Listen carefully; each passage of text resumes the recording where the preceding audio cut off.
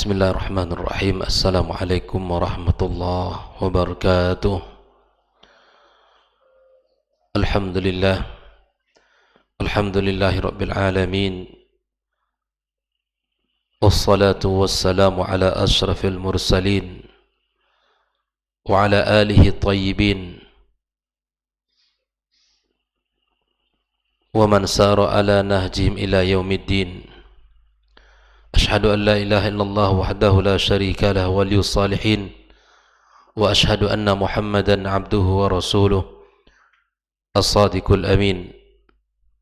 Qala ta'ala ya ayyuhalladzina amanu ittaqullaha haqqa tuqatih wa la tamutunna illa wa antum muslimun. Qala ta'ala ya ayyuhalladzina amanu ittaqullaha wa qulu qawlan sadida yuslih lakum a'malakum ويغفر لكم ذنوبكم ومن يطع الله ورسوله فقد فاز فوزا عظيما. اللهم علمنا ما ينفعنا وانفعنا بما علمتنا وزدنا علما.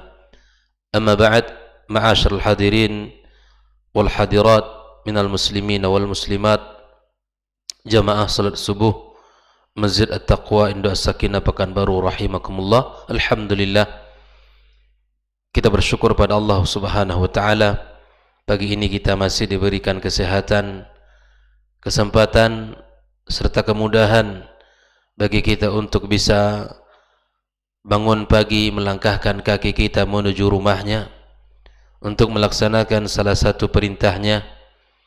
Dan Rasulullah sallallahu alaihi wasallam dalam banyak hadis memberikan kabar gembira, busyra, kepada orang-orang yang senantiasa menjaga dirinya di dalam mendirikan salat subuh dan salat asar. Sebagaimana Rasulullah sallallahu alaihi wasallam katakan, la yalijan nar ahadun shalla qabla tulu'il fajri wa qabla ghurubi syams. Bahwa Nabi mengatakan tidak akan masuk neraka seseorang yang senantiasa menjaga salat sebelum terbit fajar, yaitu salat subuh, dan salat sebelum terbenam matahari, yaitu salat asar. Kedua salat ini memiliki kedudukan yang sangat tinggi, kemuliaan yang luar biasa di sisi Allah. Bahkan Rasulullah sallallahu alaihi wasallam menyebutkan orang-orang yang bisa menjaga salat subuh, Allah berikan kepadanya sebuah kemuliaan seperti orang yang mendirikan malam dengan ibadah kepada Allah. Bahkan Nabi sallallahu alaihi wasallam mengatakan, raq'atail fajr khairum minad dunya wa ma fiha. Dua rakaat yang kita lakukan sebelum subuh, raq'atal fajri, raq'atail fajr khairum minad dunya wa ma fiha. Dua rakaat yang kita lakukan sebelum salat fajar, salat subuh tadi, adalah lebih baik daripada dunia dan seisinya. Tentu ini merupakan sesuatu yang sangat berharga, dan ini tentu bagi orang-orang yang beriman dan bertakwa, orang yang tahu dengan kemuliaannya, orang yang tahu dengan kebesarannya. Dia akan berusaha menjaga dirinya tidak akan pernah luput dan tidak akan pernah lewat dari dua rakaat yang sangat mulia ini. Apalagi salat subuh yang kita lakukan, sebagaimana dalam hadis disebutkan bahwa ketika pergantian pekerjaan malaikat Allah di waktu pagi dan di waktu sore, maka mereka menuju langit menghadap Allah tabaraka wa taala, dengan Allah bertanya kepada mereka, dan Allah yang lebih faham dan lebih tahu tentang kondisi umatnya, tentang kondisi hambanya. Namun Allah Subhanahu wa taala berkata kepada malaikat, kaifa taraktum ibadi, bagaimana kalian tinggalkan hambaku di bumi? Maka malaikat mengatakan, atainahum wa hum yusallun, kami datangi mereka dan kami dapatkan dalam keadaan salat.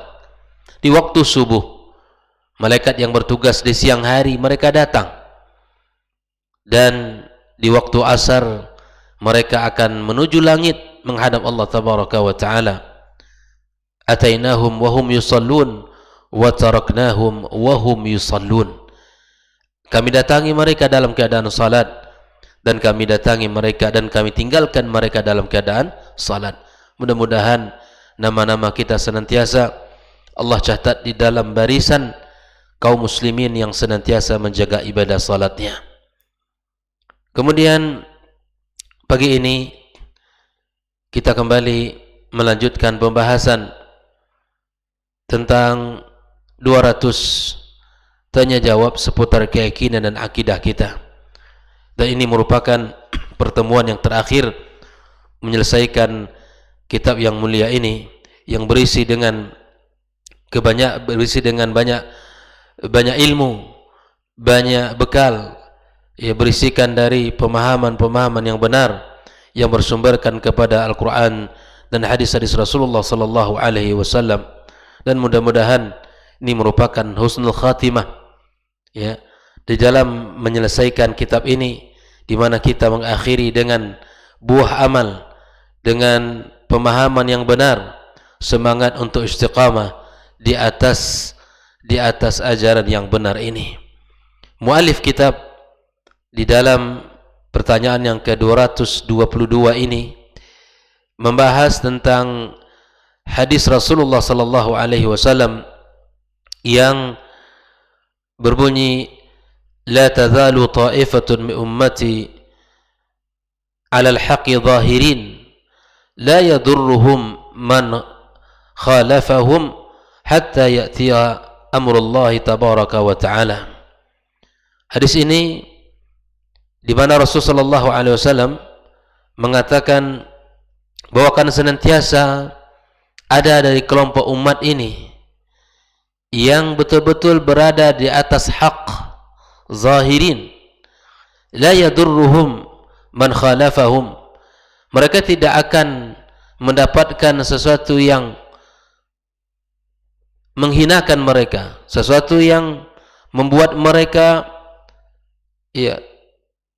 sengsara, walaupun ada orang yang menyelisih mereka. Ada di antara umat ini yang senantiasa berada di atas kebenaran, walaupun jumlah mereka tidak banyak, tapi kemudian mereka berada di atas kebenaran dan tidak akan ada mudarat bagi mereka. Tidak ada mudarat bagi mereka, walaupun ada di antara orang yang menghinakan mereka, yang menyelisihi mereka, sampai datang perkara dari Allah Subhanahu wa ta'ala. Maka muallif kitab menjelaskan siapakah mereka ini yang senantiasa berada di atas kebenaran, yang senantiasa berpegang teguh di atas hak. Mereka, kata muallif kitab, hadhihi at-ta'ifa hiya al-firqatun najiyah, yaitu dialah yang disebut oleh Rasulullah sallallahu alaihi wasallam dengan al-firqah an-najiyah, ya, kelompok yang selamat, atau dalam hadis yang lain at-ta'ifa al-mansurah, yaitu kelompok yang ditolong Allah Subhanahu wa ta'ala. Dari mana, ya, kelompok yang selamat ini dari mana? Dari 73 kelompok golongan dari umat ini. Sebagaimana Nabi SAW sebutkan bahwa umat ini akan terpecah menjadi 73 golongan, akan terpecah menjadi 73 golongan aliran. Hanya satu di dalam surga. Ya, kelompok yang mana dia? Kelompok al-firqatun najiyah. Sebagaimana Nabi sallallahu alaihi wasallam kecualikan di dalam kelompok-kelompok tersebut, kulluha finnar illa wahida. Seluruhnya di dalam neraka. Dari 73 yang disebutkan oleh Rasul sallallahu alaihi wasallam, ya, kulluha finnar illa wahidah. Ketika kita menyebutkan hadis yang mulia ini, ikhwani kaum muslimin rahimakumullah, maka perlu kita pahami agar kita berhati-hati tidak menjadi kelompok-kelompok yang menyelisihi dari apa yang diinginkan Rasulullah. Dan ketika kita menyebutkan hadis ini berarti kita mesti berhati-hati di dalam beragama. Dan ini bukan berarti ketika kita menyebutkan hadis ini bukan berarti kita menghukumi semua orang di dalam neraka. Ini bukan dipahami seperti ini. Ini hadis Rasulullah sallallahu alaihi wasallam, dan kita imani apa yang disampaikan oleh Rasulullah sallallahu alaihi wasallam, baik yang masa lalu maupun yang akan datang. Kita imani apa yang disampaikan oleh Rasulullah sallallahu alaihi wasallam. Ini di antara faedah hadis ini. Mengimani apa yang disampaikan oleh Rasulullah sallallahu alaihi wasallam. Sebagaimana para ulama mengatakan, di antara konsekuensi kita bersyahadat wa asyhadu anna Muhammadar Rasulullah tasdiquhu fi ma akhbar. Kita membenarkan berita yang disampaikan oleh Rasul, baik itu berita yang masa lampau maupun yang akan datang, yang akan terjadi. Dan inilah yang membuat Abu Bakar As-Siddiq radhiyallahu taala anhu mendapatkan kedudukan yang utama di sisi Rasul sallallahu alaihi wasallam. Di saat semua orang mendustainya, semua orang tidak percaya dengan Rasulullah, Abu Bakar datang dalam membenarkan apa yang dibawa oleh Rasulullah sallallahu alaihi wasallam. Wa ta'atuhu fi ma amar. Kita mentaati apa yang diperintahkan oleh Rasul sallallahu alaihi wasallam. Ikhwani kaum muslimin rahimakumullah. Di dalam kelompok yang disebutkan oleh Rasulullah sallallahu alaihi wasallam 73 golongan tersebut, maka Nabi mengatakan di ujungnya kulluha finnar illa wahida. Seluruhnya dalam neraka tanpa terkecuali satu dari kelompok yang disebutkan oleh Rasulullah, wahiyal jamaah. Dialah adalah al-jamaah. Dalam riwayat yang lain disebutkan di dalam hadis At-Tirmidzi dalam kitab Al-Iman, dalam babul iman, maka Nabi sallallahu alaihi wasallam telah menjelaskan ciri dari al-firqatun najiyah, agar kita tahu bahwa Rasul telah menyebutkan ada di antara umat ini yang senantiasa berada di atas hak, di atas kebenaran. Dan Nabi sallallahu alaihi wasallam jelaskan ciri-ciri mereka. Siapa mereka ini? Kata Rasulullah sallallahu alaihi wasallam, hum man kana ala mithli ma ana alaihi al-yawm wa ashabi. Yaitu orang-orang yang berada di atas manhaj aku dan para sahabatku. Orang-orang yang mengikuti Rasulullah sallallahu alaihi wasallam dan mengikuti para sahabat-sahabat Nabi sallallahu alaihi wasallam di dalam beramal dan beribadah. Kita beragama kepada Allah berdasarkan panduan yang telah disampaikan Rasulullah dan berdasarkan pemahaman para sahabat, mengikuti jejak mereka, meniti jalan mereka, karena mereka telah mendapatkan legalitas formal dari Nabi sallallahu alaihi wasallam. Jadi kalau kita ingin selamat dari 73 golongan ini dan masuk kepada al-firqatun najiyah, maka jalannya mudah adalah dengan cara mengikuti apa yang telah dilakukan oleh Rasulullah sallallahu alaihi wasallam dan para sahabatnya. Ikhwani kaum muslimin rahimakumullah, inilah kita yang harus kita jadikan perhatian, yang harus kita jadikan semangat kita untuk belajar akidah yang benar, pemahaman yang benar, ibadah yang benar.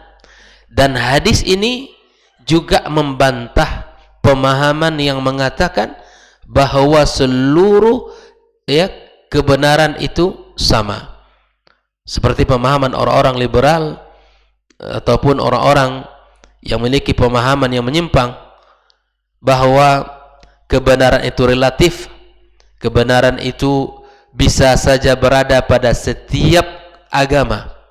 Ini tentu tidak benar. Hadis ini membantah bahwa kebenaran bukan diukur dengan rasa dan hawa nafsu kita, tapi kebenaran itu diukur oleh apa yang telah dilakukan oleh Rasulullah sallallahu alaihi wasallam dan diikuti oleh para sahabat. Yang kita cari jalan agama mereka, yang kita fahami pemahaman para sahabat, para tabi'in dan tabi'in. Itu yang kita ikuti dalam beragama. Itu yang kita ikuti di dalam beragama. Ketika Rasulullah dan para sahabat tidak melakukan, maka kita tidak lakukan. Dan ketika mereka bersemangat di dalam melakukan sebuah amalan, kita bersemangat pula. Jangan sampai ya pemahaman kita menyelisih dari pemahaman mereka. Dan jangan sampai pula ungkapan yang mengatakan bahwa Al-Quran dan hadis Nabi sallallahu alaihi wasallam tidak relevan lagi di zaman sekarang ini.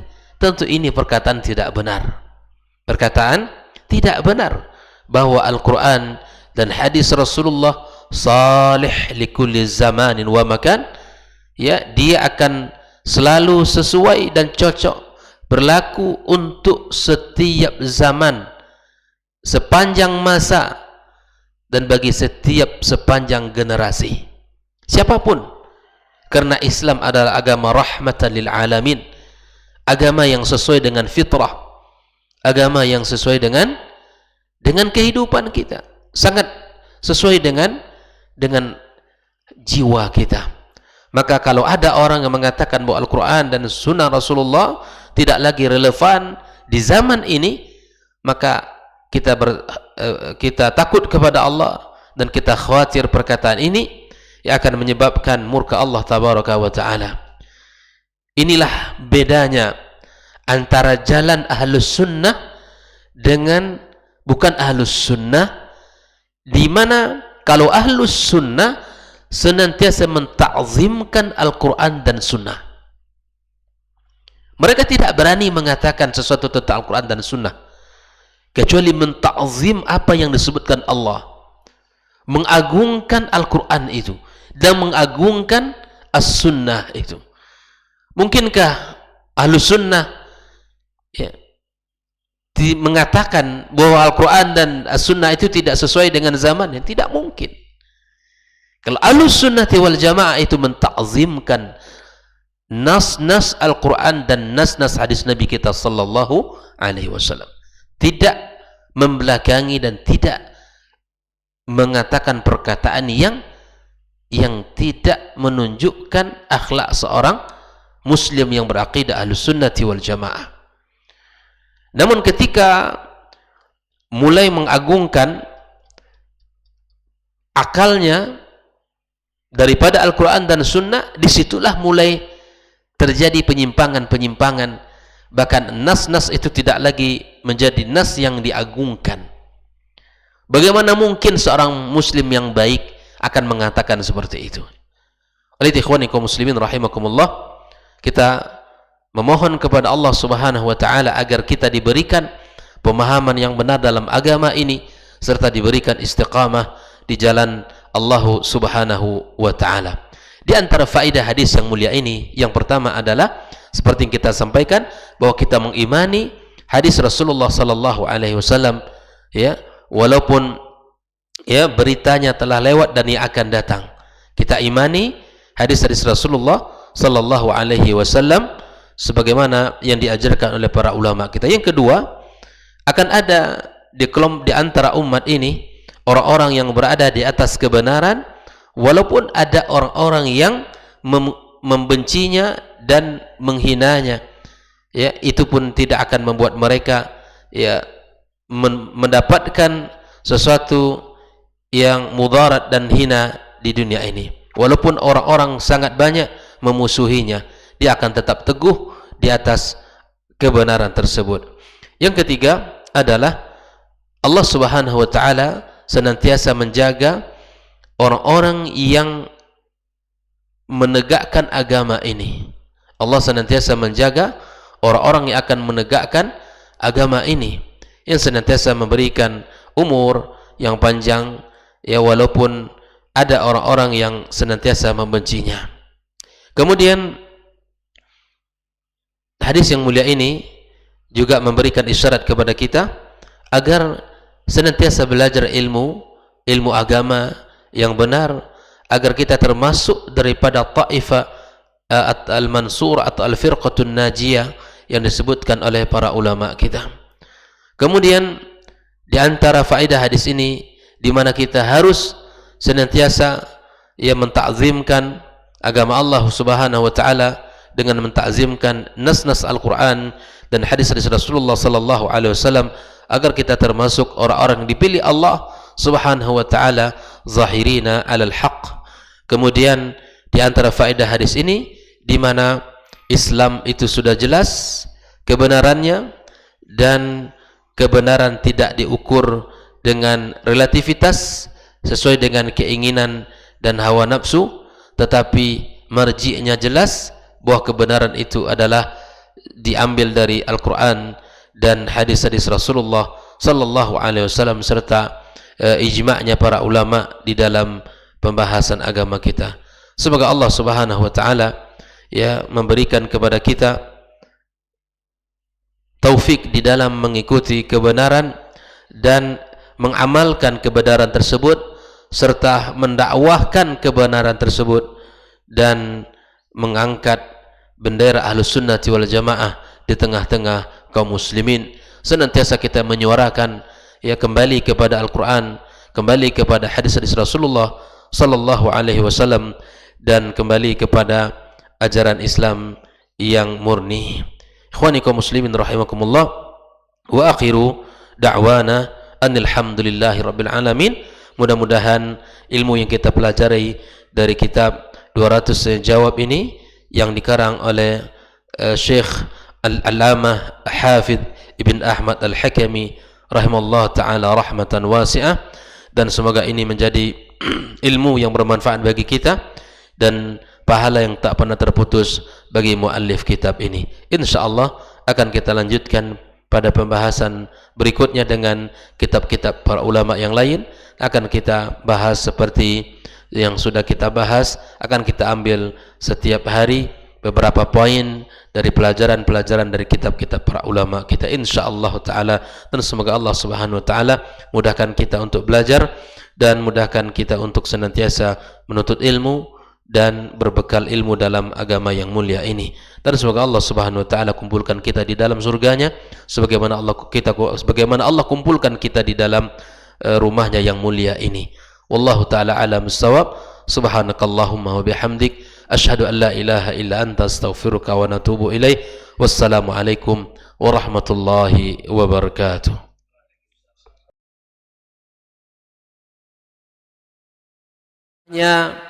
Menuju rumah Allah untuk menuntut ilmu syar'i, maka sungguh dia sedang berjalan di jalan ilmu, dan itu akan memudahkannya untuk menuju surga Allah Subhanahu wa taala. Man salaka tariqan yatlubu fihi ilman, salakallahu bihi tariqan min turuqil jannah. Barang siapa yang menempuh sebuah jalan yang ditempuhnya adalah jalan menuntut ilmu, maka Allah akan mudahkan jalannya untuk menuju surga Allah Subhanahu wa taala. Orang yang berangkat ke masjid untuk menuntut ilmu syar'i dianggap sebagai jihad fi sabilillah. Nabi alaihi salatu wassalam bersabda, "Man dakhala masjidana hadza," barang siapa yang memasuki masjid kami ini, yakni Masjid Nabawi, liyata'allama khairan, untuk belajar atau mempelajari kebaikan, au yu'allimuhu, atau dia mengajarkan kebaikan, kal mujahidi fi sabilillah, adalah seperti orang yang berjihad di jalan Allah.